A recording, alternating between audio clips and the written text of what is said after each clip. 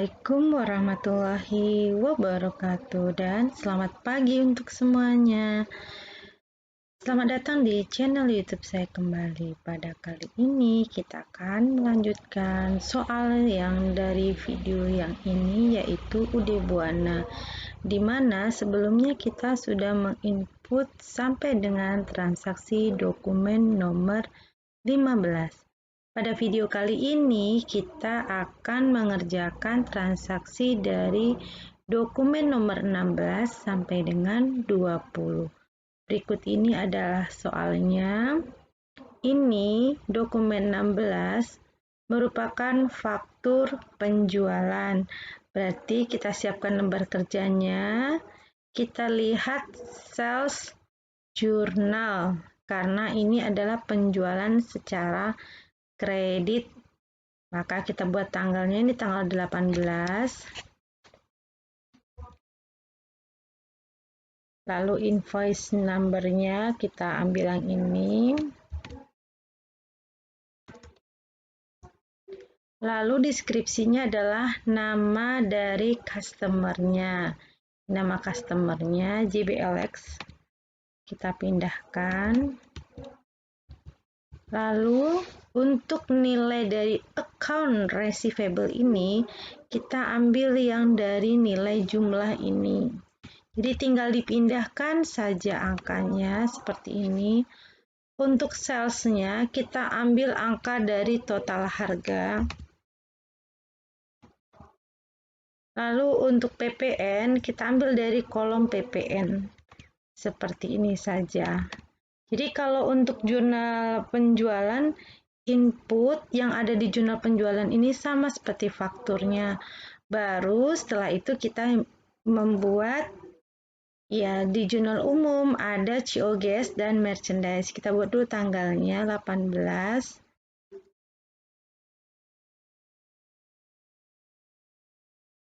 Invoice tadi yang nomor invoice-nya nih kita pindahkan sini.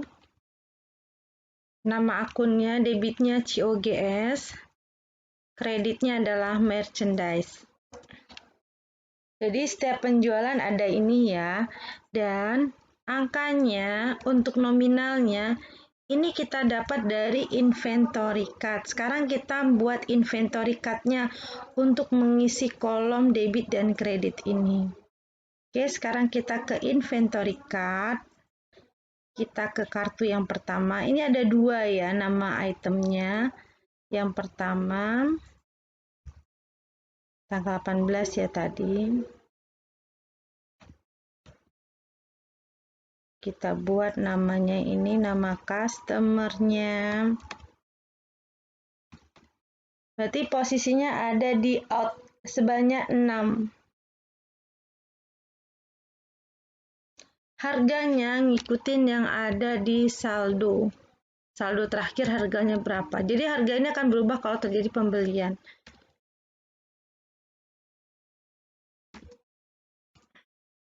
Oke, berarti saldonya, total saldo dikurangi dengan yang out.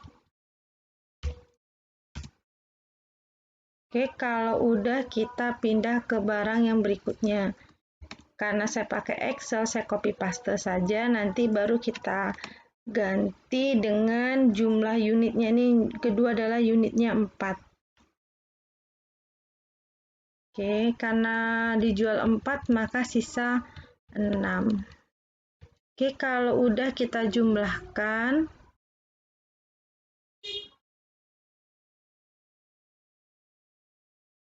Kita jumlahkan yang ada di out. Yang pertama ini 96 juta ditambah dengan 50 juta. Seperti ini. Jadi untuk yang di general journal, angka dari COGS dan merchandise ini diambil dari kartu persediaan atau inventory card. Ya, kalau udah kita lanjut ke dokumen 17. Ini adalah bukti pengeluaran kas. Berarti ke cash payment journal. Ya, lalu kita buat tanggalnya. Lalu nomornya kita ambil yang ini, BKK 12/5, evidence numbernya. Kita buat nama dari, ini dia, nama dari suppliernya, kita bayar hutang ke siapa. Oke. Karena bayar hutang berarti kolom account payable. 286 juta, pindahkan ke account payable dan cash in bank. Jadi yang diisi adalah account payable ini dan cash in bank karena uangnya berkurang. Oke, jadi kalau dokumen 17 bukti pengeluaran kas kita pindahkan ke account payable dan cash in bank-nya yang ada di sebelah kredit. Lalu ke dokumen 18. Ini merupakan bukti penerimaan kas. Jadi kalau kita menerima kas, berarti kita ke jurnal penerimaan kas atau cash receipt journal. Jadi kita lihat dulu, ini tanggalnya tanggal berapa? Oh, tanggal 20. Kita tulis tanggalnya tanggal 20. Lalu evidence number-nya kita ambil nih, misalnya BKM 12/5. Kita tulis. Deskripsinya ini pelunasan dari panen Elex, tapi untuk piutang yang sudah dihapuskan di bulan Oktober. Nah, ternyata waktu dari kita hapuskan piutangnya si panen Elex, dia ternyata mau membayar kembali sebesar 60%. Jadi, waktu kita terima uangnya ini, yang pastinya kita akan terima di cash in bank-nya. Jadi, ini boleh keterangannya misalnya piutang yang sudah dihapus.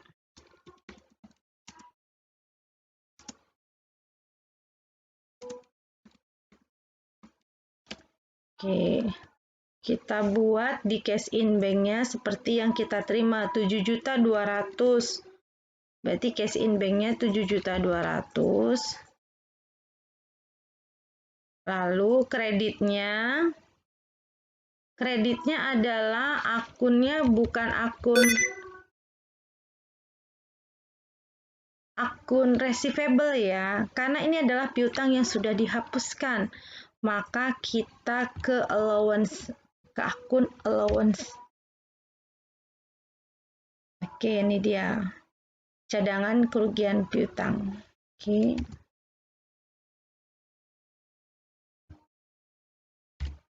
Allowance ya, kita masukin ke akunnya.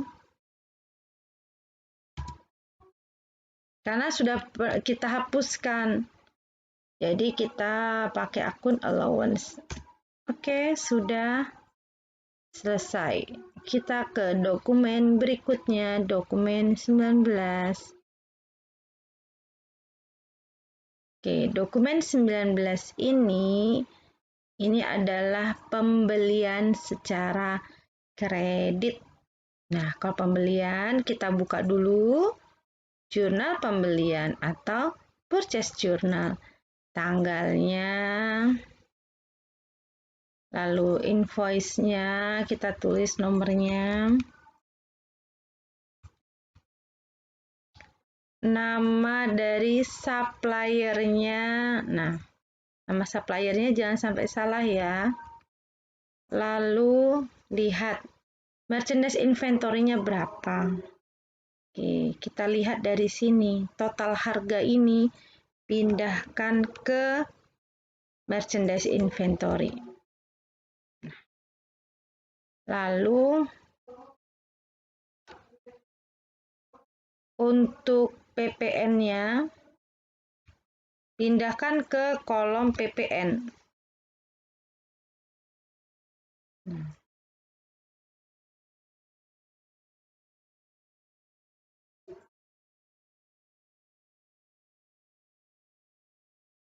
Dan untuk kolom account payable, kita ambil dari jumlah ini.